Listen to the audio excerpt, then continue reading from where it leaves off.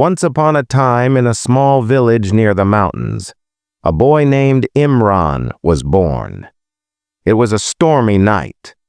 The wind was so strong that it shook the mud houses, and the trees moved as if they were telling old secrets. Imran's parents were poor. They worked hard by farming and looking after sheep, but their happy life didn't last long. One evening, some robbers attacked the village. They stole from the houses and burned the fields. Only a few people survived. Imran was one of them. Imran was alone and scared until an old man named Sheikh Zahir found him. Sheikh Zahir lived in a small hut on top of the mountain, far away from everyone. When he saw little Imran, he felt something special. Imran was not like other orphans.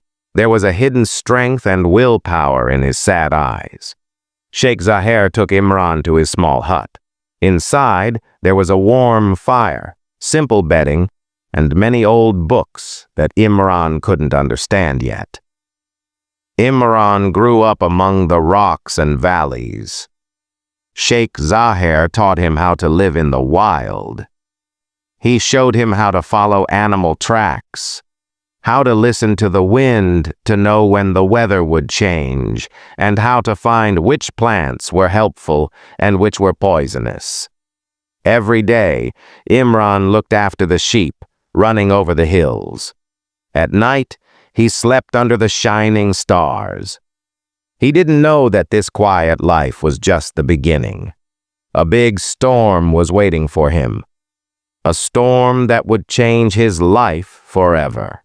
One cold winter night, while Imran was gathering his sheep before it got dark, he heard a horse neighing in fear from a nearby valley. He wrapped his scarf tightly to cover his face from the cold and walked carefully toward the sound. Under the pale moonlight, Imran saw a black horse. Foam was coming from its mouth, showing it had been running for a long time without stopping. Next to the horse, a man was lying on the ground. His body was covered with blood and dust. Imran quickly ran to him. The man was breathing heavily and could barely keep his eyes open. His clothes were fancy but torn and dirty. It was clear he was a noble or someone very important. Imran tried to wake him. The man slowly opened his eyes and whispered, "Don't let them find me." Imran looked around and saw footprints of soldiers in the muddy ground. Someone was chasing him. There was no time to think. Imran lifted the man onto his shoulder and rushed towards Sheikh Zahir's hut. When he reached, Sheikh Zahir was already standing at the door, as if he knew something big was about to happen. They laid the man on the bed. Sheikh Zahir started treating his wounds with herbal medicine. Imran stood nearby, full of questions. Who was this man? Why were soldiers chasing him? Imran didn't know that this night would turn his life upside down. The injured man was actually the king of the land, who had run away from his cruel brother. Even while weak, the king kept looking around carefully, expecting danger at any moment. The man kept looking around carefully, as if expecting his enemies to attack him at any moment. Imran sat near him, his eyes full of curiosity, but he stayed silent so he wouldn't disturb him. Finally, after the man took a deep breath, he looked at Imran and said in a weak but firm voice, "Where am I?" Imran answered calmly, "You are in Sheikh Zahir's hut in the high mountains. I found you injured near the valley and brought you here." A look of gratitude appeared on the man's face, but soon he grabbed Imran's arm and said in a trembling voice, "I must leave immediately. They are chasing me, and if they find me here, they will kill everyone with me." At that moment, Sheikh Zahir opened the door of the hut. His face was serious, as if he had heard everything. He sat quietly next to the injured man, and started checking his wounds again. Then he said in a wise tone, "You are not an ordinary man. This is clear from your clothes and the way you speak. Tell us who you are and why they want to kill you." The man hesitated a little, then looked at Imran and Sheikh Zahir for a long moment before saying, "I am King Fahd, or at least I was until last night." Imran's eyes widened in shock, but he stayed silent. Sheikh Zahir only nodded slowly, as if he had expected an answer like this. Then the fallen king continued, speaking in a broken voice. "My younger brother, Prince Rakan, overthrew me after gathering the guards and nobles against me. He accused me of being weak and said the country needed a strong hand. But I managed to escape at the last moment and have been living on the edge of death since then." Silence filled the hut for a moment, and only the sound of the burning fire could be heard. Then Sheikh Zahir stood up and said, "Then we have no time. If your brother's soldiers are chasing you, they will not stop until they catch you." At that moment, they heard the faint sound of armed footsteps approaching from the bottom of the mountain. Imran quickly stood up and rushed to the small hut window to see what was happening. In the moonlight, he saw 6 men wearing light armor and carrying shiny swords, checking the ground for tracks. "They are here," Imran whispered in a tense voice. King Fahd tried to stand, leaning against the wall despite his pain. Sheikh Zahir looked sharply at Imran and said, "Take the king's horse and follow the narrow path behind the mountain. It will lead you to a hidden valley where you can escape without being seen. I will stay here to distract them." The king protested, "I cannot leave you to face them alone." But Sheikh Zahir smiled calmly and said, "Don't worry. An old man like me knows how to disappear into the shadows." There was no time to argue. Sheikh Zahir helped the king out of the hut quietly and led him to the horse.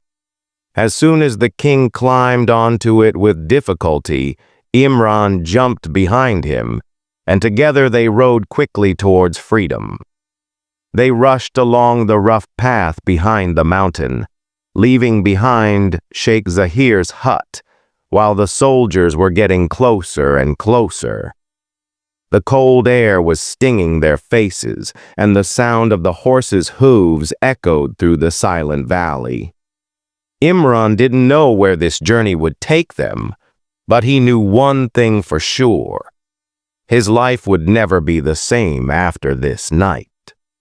The horse raced through the rocky mountain paths, and Imran tightened his grip around King Fahd's waist to keep their balance. The road was dark and dangerous. The slippery stones and sharp cliffs could throw them into the abyss at any moment. But Imran knew these mountains like the back of his hand. He moved carefully, following the secret paths he had learned from Sheikh Zahir, avoiding tracks where soldiers might spot them from a distance.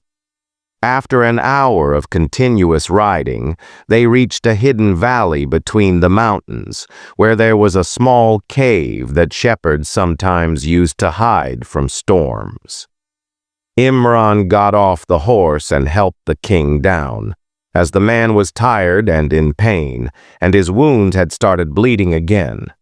Imran lit a small fire using some dry wood he found inside the cave. Then he sat next to the king, who sighed softly and leaned his head against the rocky wall.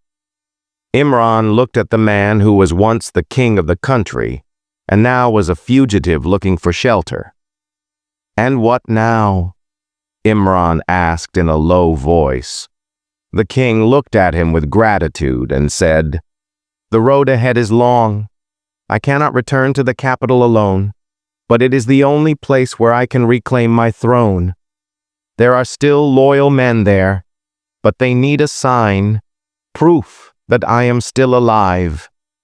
He paused for a moment and added, "But I need you, Imran. You know these mountains and the hidden paths. You are the only one who can take me to the capital without being caught by the soldiers." The boy was surprised by the king's request, but a strange excitement rose inside him. He had spent his whole life as a simple shepherd, knowing only the mountains and the sheep. But now, a real adventure was in front of him, an adventure that could change the fate of the whole kingdom. He nodded and said, "I will help you." The king smiled for the first time since they met, then closed his eyes to rest a little.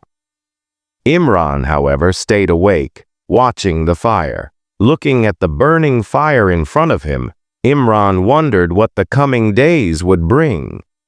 He didn't know that his journey with the king would not just be an escape, but the beginning of a story that would be told for generations. At the first light of dawn, Imran woke up to the sound of the horse eating some dry grass outside the cave. He turned to find King Fahd sitting and staring at the horizon, his eyes full of both exhaustion and determination. They had escaped danger, but the road to regaining the throne was still long and full of risks. The king spoke in a calm voice. "We cannot go straight to the capital. My tyrant brother has placed soldiers everywhere. We need men who will fight with us, men who believe in my cause." Imran thought for a moment and then said, "There are the mountain villages. The people there have suffered for a long time under the ruler's cruelty. Maybe some of them are ready to fight." The king smiled, as if he had found a true partner in this battle. They decided to head towards the first village in their way, a village called Al-Khandak, where strong men lived, known for their courage. But they were poor because of the heavy taxes Prince Rakan had forced on them after taking power. When they reached the edge of the village, Imran made sure the king stayed hidden and entered alone, pretending to be a shepherd looking for a temporary shelter. Imran noticed that the people there were scared. Their faces were pale, and the streets were empty except for a few men standing in front of their houses, as if waiting for danger at any moment.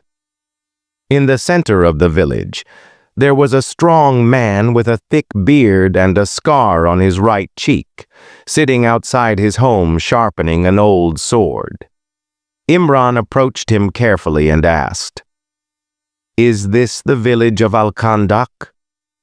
The man looked at him sharply and said, "Yes, but there is nothing here for strangers. Move along." Imran sighed and then said in a low but confident voice, "I am here for something bigger than just shelter. I am looking for brave men, ready to fight against injustice." The man stopped sharpening his sword and stared at Imran for a long moment before asking, "And who is it that wants to fight?" Imran smiled and answered, "The rightful king of this land, Fahd bin Ismail, is still alive and wants to reclaim his throne." There was a moment of tense silence. Then the man suddenly laughed loudly and said mockingly, "The king is dead, and even if he is alive, he is just a fugitive without an army." But Imran did not back down. He said confidently, "If he were dead, how could I be here telling you his story? The king is with me, and he needs you. Will you continue to live under the tyrant's rule, or will you join us to restore justice?" The man looked around and saw that some villagers had gathered and were listening to the conversation. There was a spark of hope in their eyes, as if they had been waiting for a reason to rise again. Thanks for watching this video. So please subscribe to my YouTube channel